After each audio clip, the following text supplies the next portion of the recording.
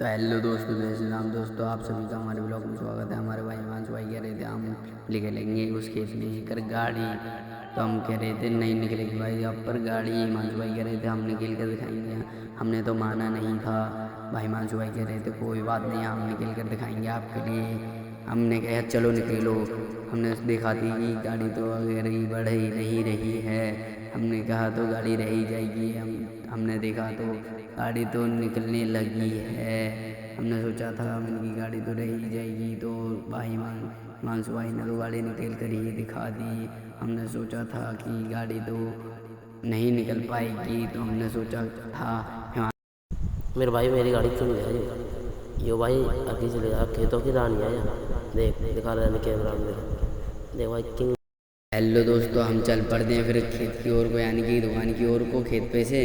तो हमने सोचा था कि थोड़ा सा खाद लेके चल पड़ते हैं। तो हमने खाद ले चुका है। अब हम खाद लेने के बाद यानी कि खेत में बिखेरने के लिए चल पड़ते हैं। हमने सोचा था थोड़ी सी ब्लॉकिंग कर ही लें, फिर ब्लॉकिंग करने के बाद हम चढ़ पड़ते हैं अपने घर की ओर। घर से लेकर हम घर की ओर जाते जाते सोचते हैं कि क्यों ना हिमांशु भाई आप हमारे लिए एक ढंग से पोज मार दे चलाती गाड़ी पर ही। तो हेलो दोस्तों, हम चल पड़ते हैं बाल्टी उठाकर खाद बिखेरने के लिए दवाई खेत में।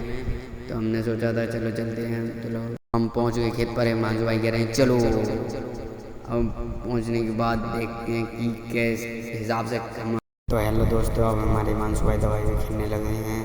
दवाई बिखेरने के बाद हमने सोचा था ये तो घास में ही दवाई बिखेरने लगी हैं। हमने सोचा कोई फसल होती तो तब तो ठीक ठाक बिखेरने दवाई। तो हमने पूछा था क्यों बिखेर रहे हैं हिमांशु भाई इस दवाई को। पूछ रहे हैं, कह रहे थे कुछ बकरी बकरों के लिए। काफ़ी टाइम के बाद हमारा खाद बिखर चुका है। हिमांशु भाई कह रहे हैं चलो। इनका मतलब समझे आप क्यों कह रहे हैं चलो।